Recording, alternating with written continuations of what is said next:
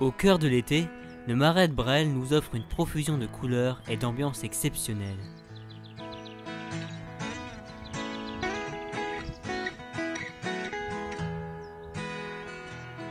Sous les doux rayons du soleil estival, la végétation est à son plein épanouissement et présente ses plus belles richesses naturelles, animales et végétales.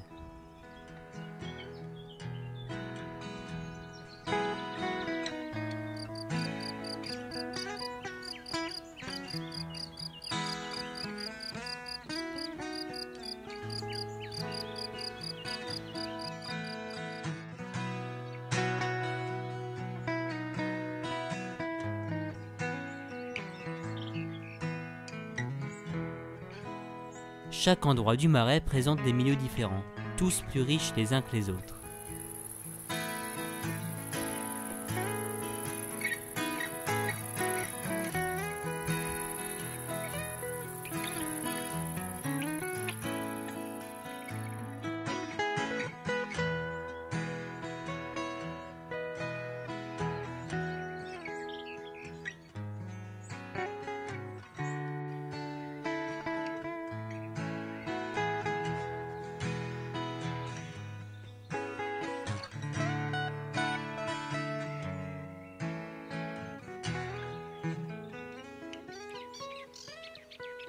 Quand on admire le marais sur le sentier de Latry ou sur le petit marais, on constate que la végétation herbacée est majoritairement haute, avec de nombreuses grandes fleurs colorées. Ce sont des mégaphorbiaes, des végétations de hautes herbes en milieu humide mais non inondées.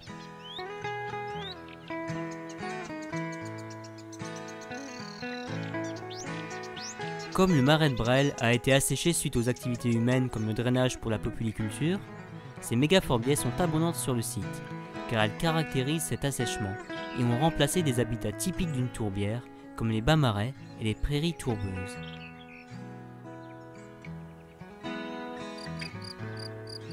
Malgré tout, elles présentent une flore et une faune diversifiées.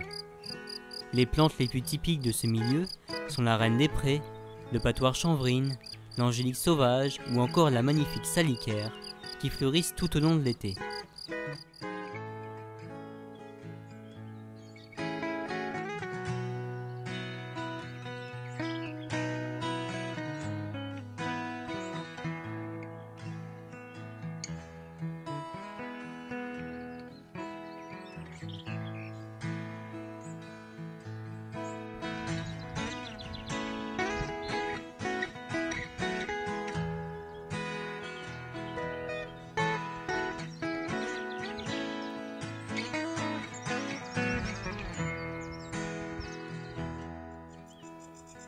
On y retrouve aussi des plantes plus rares et patrimoniales bien présentes ici, comme le laitron des marais, plante géante atteignant les 3 mètres de hauteur, et le pigamon jaune. Cette dernière est d'ailleurs la plante hôte d'un papillon nu extrêmement rare en France, la phalène sagittée.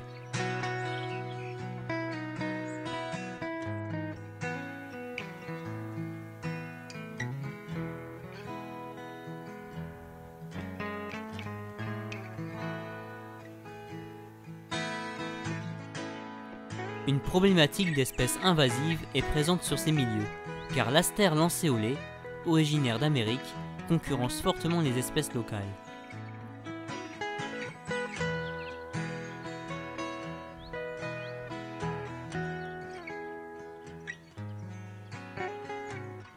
Au mois d'août, on peut avoir la chance, si l'on a de bons yeux, de croiser des menthes religieuses, de plus en plus communes dans notre région, qui nous rappellent un peu le sud de la France.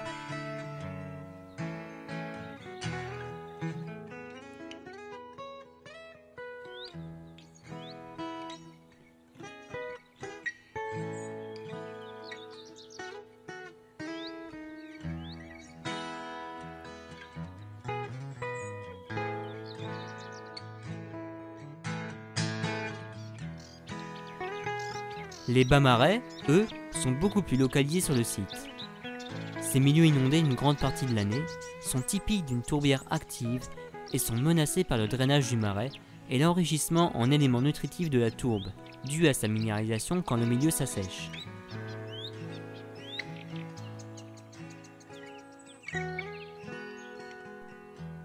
Ils abritent une flore exceptionnelle, très rare et menacée.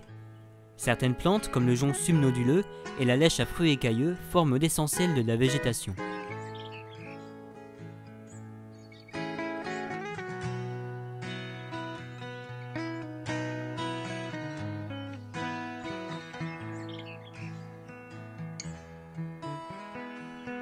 Entre joncs et menthe aquatique, on peut retrouver une discrète plante tapissante aux délicates fleurs roses, le mouron délicat.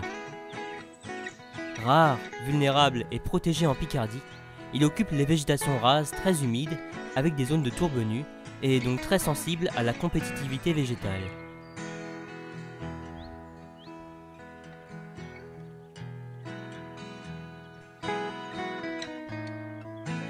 La flore est très diversifiée ici, et y compris les bryophytes, avec une station de Philonotys calcarea, une petite mousse exceptionnelle et en danger de disparition en Picardie.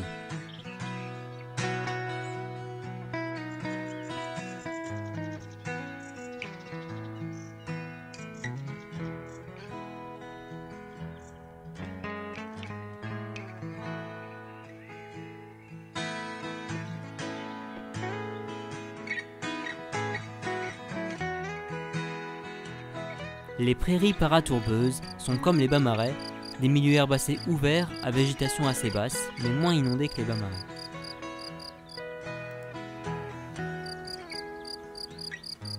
C'est le royaume des graminées, comme la calamagrostide ou la molinie bleue. Ici s'épanouissent des fleurs rares, comme l'innue à feuille de saule dans le petit marais vers la rue Saint-Pierre, et fleurit en juillet-août.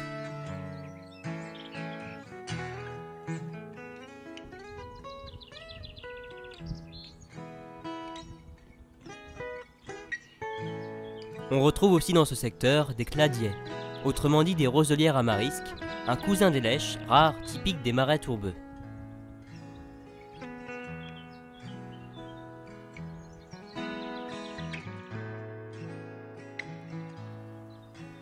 D'autres faciés de prairies tourbeuses, plus humides, s'expriment sur les layons de chasse du Grand Marais.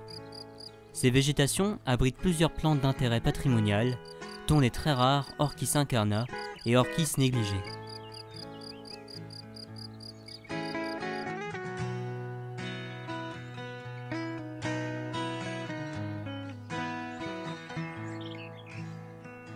On peut y admirer un petit papillon très rare en Picardie, mais encore abondant à Bresles, le miroir. Il vole en juin-juillet et sa chenille vit principalement sous les molinies bleues. Ces fortes populations ici en font un des emblèmes du Marais.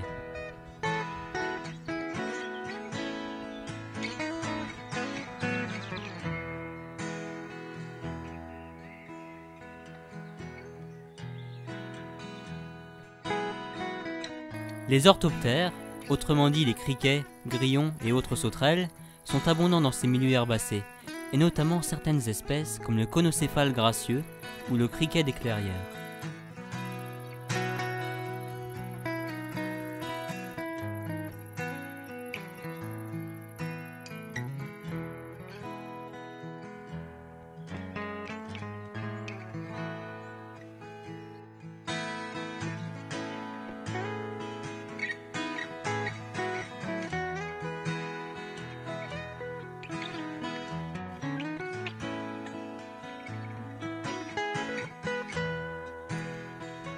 La vie explose aussi dans les milieux aquatiques, des étangs aux fossés en passant par la trie.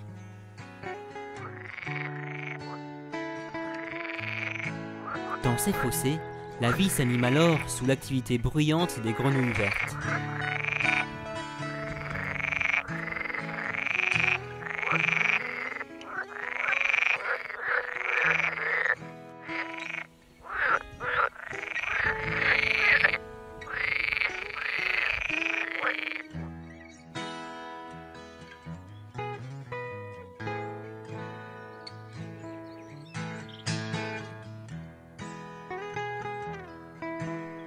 La végétation aquatique est à son plus beau stade, notamment pour l'emblématique potamo coloré qui peuple les eaux limpides et oligotrophes de certains fossés.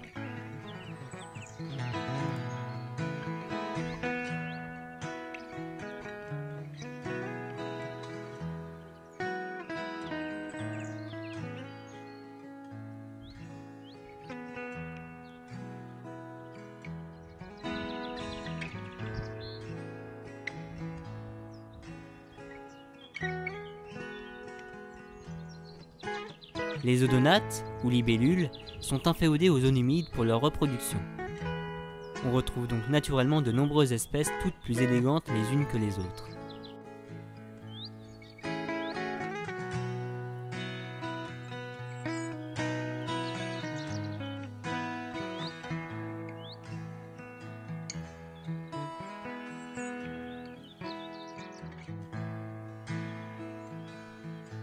On retrouve de nombreuses petites demoiselles communes, comme l'agrillon élégant ou l'agrillon jouvencelle, souvent affairé à s'accoupler, mais aussi une espèce plus rare typique des marais tourbeux, l'agrillon délicat. Cette petite libellule rouge, très discrète, n'évolue pas en groupe au-dessus de l'eau comme ses cousines, mais vit tranquillement au cœur de la végétation rivulaire.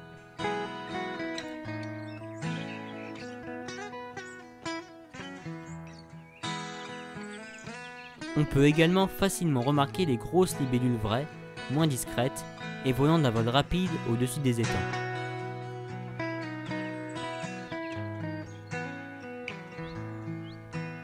L'Anax empereur est le plus grand de tous, mais aussi le plus difficile à observer et à photographier tant il est rapide.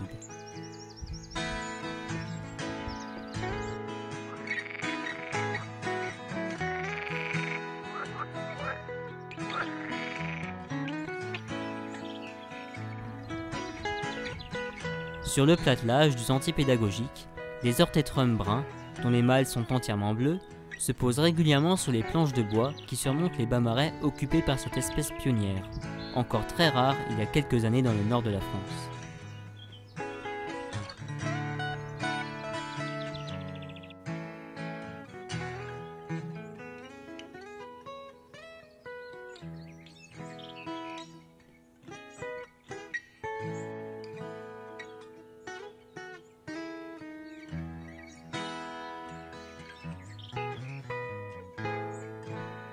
Sur l'étang de pêche, on peut observer le chassé-croisé des gonfles jolis et des orthétrums réticulés, tous les deux communs en Picardie.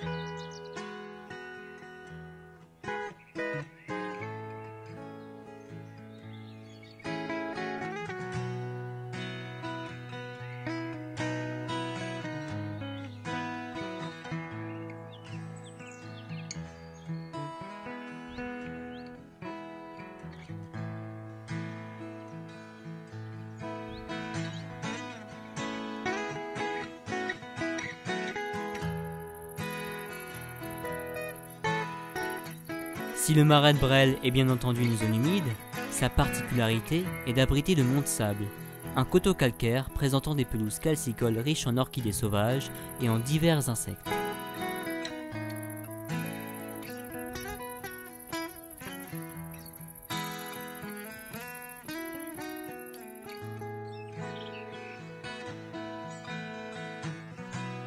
En plein été, cet endroit, aux ambiances méridionales, est le théâtre d'un bal incessant de rhopalocères, ou papillons de jour.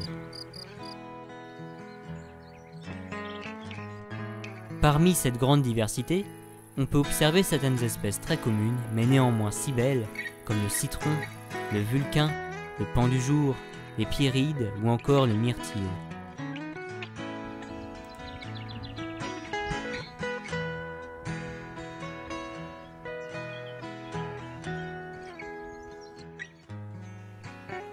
On peut aussi y admirer des espèces plus rares, comme le demi-deuil et même la petite violette, tous les deux typiques des pelouses calcaires chaudes et sèches.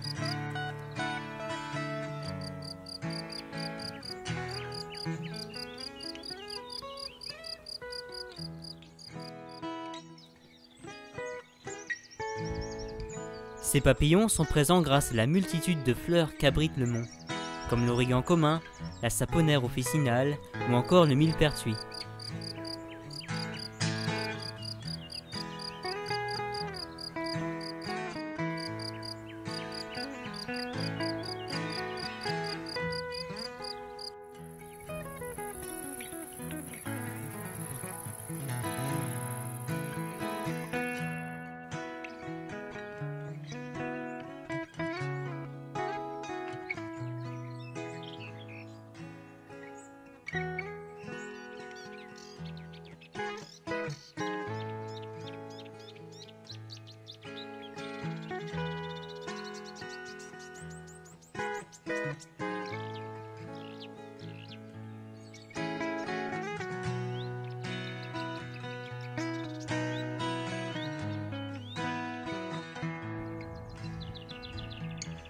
La riche biodiversité du marais nécessite toutefois de la gestion pour maintenir et développer ses richesses faunistiques et floristiques.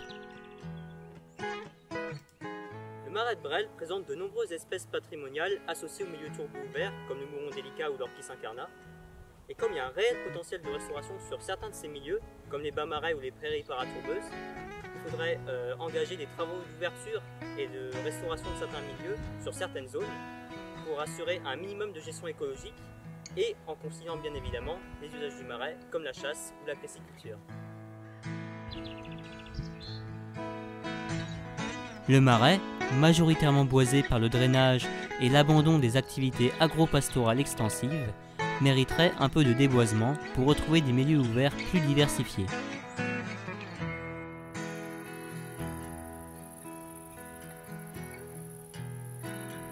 La fauche, avec exportation des matériaux, est également importante pour conserver les mégaphorbiaits et les prairies paratourbeuses en évitant l'eutrophisation des substrats qui favoriserait les ligneux et autres plantes très compétitives.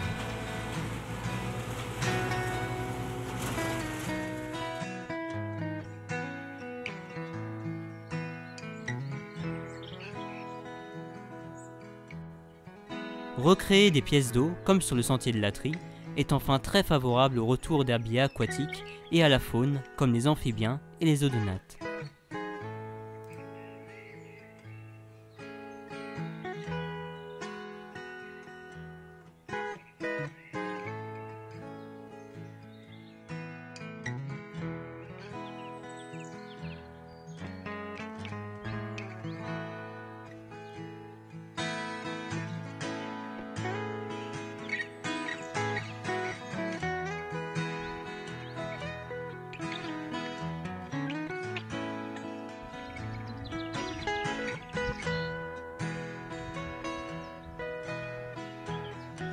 Le marais de Bresle est un site assez exceptionnel pour certains habitats de tourbières comme les fossés à potamo colorés ou pour les bas marais, et pour de nombreuses espèces de plus en plus rares et menacées dans toute notre région.